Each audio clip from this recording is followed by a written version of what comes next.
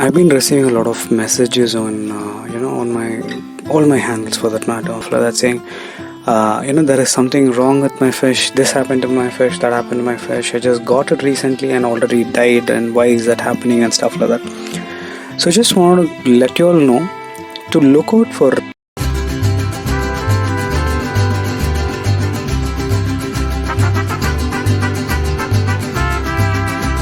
No. To look out for red flags every time you're actually head out to the fish store. Okay, because a lot of these such scenarios that actually happened was with the new fish, correct? So apparently they just got the fish home, and one, it was with ick, or it had some sort of ulcers that actually cropped up out of the blue. So I was actually thinking, so I want to let you all know, always look out for red flags, guys. So when you'll head out to the pet store, right, I mean, be it any store for that matter, when you'll actually head out in search of fish, correct? So one thing what you'll need to always keep in mind is what are you actually trying to get to, correct? So first, one main thing, right, always have patience when you cannot go to a pet store. Though the shopkeeper or who is going to be attending to you is going to be pestering you, what do you want, right?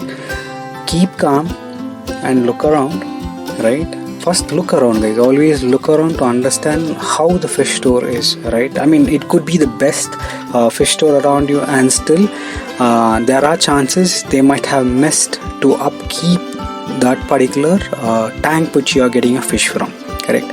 So what happens is most aquariums, right, they do not do water changes like we do at home, right? I'm not saying all of them are like that, but majority of the stores are like that, because at the end of the day, it's a business, correct? They're trying to make a quick buck, so they wouldn't be putting in so much of effort as an hobbyist. So I would advise, pay attention to detail, correct? So as the main thing when you actually walk into a store is give a glance. One, is there any sort of fin rot on the fish? Are there any white spots on the fish, especially with regards to tetras I'm talking about, correct? So, or any common fish for that matter, any fish for that matter. Look for such things, okay? Look for ick.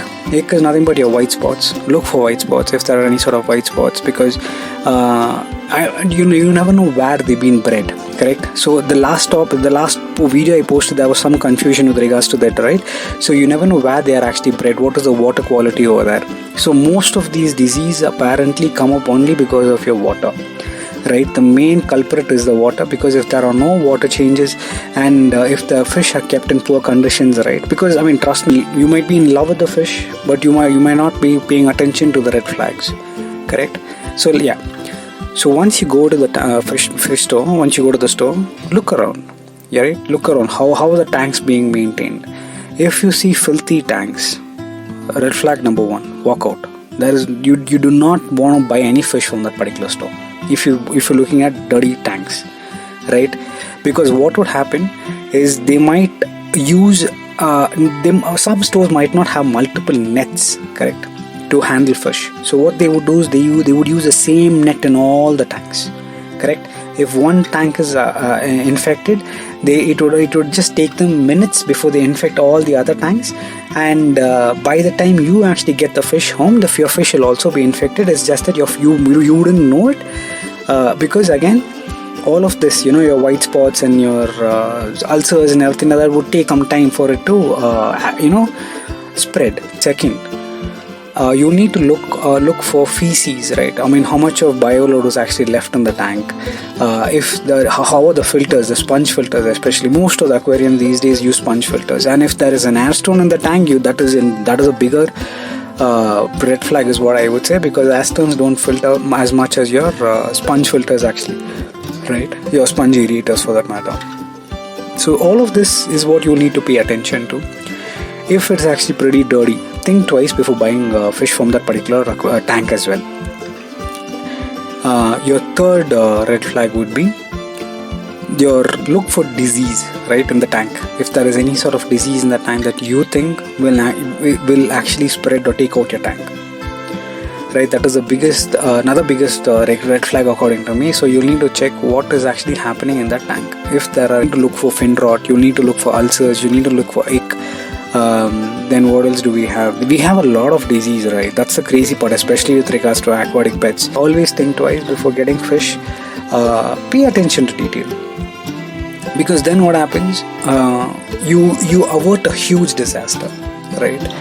And the next thing what you will need to do is get yourself a quarantine tank.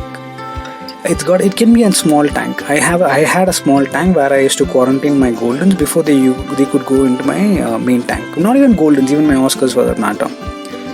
Right? Always see to that you quarantine your fish. And if your fish are sick, see to that they are immediately transferred into the quarantine tank. You could treat it as a quarantine tank initially when you're introducing the fish.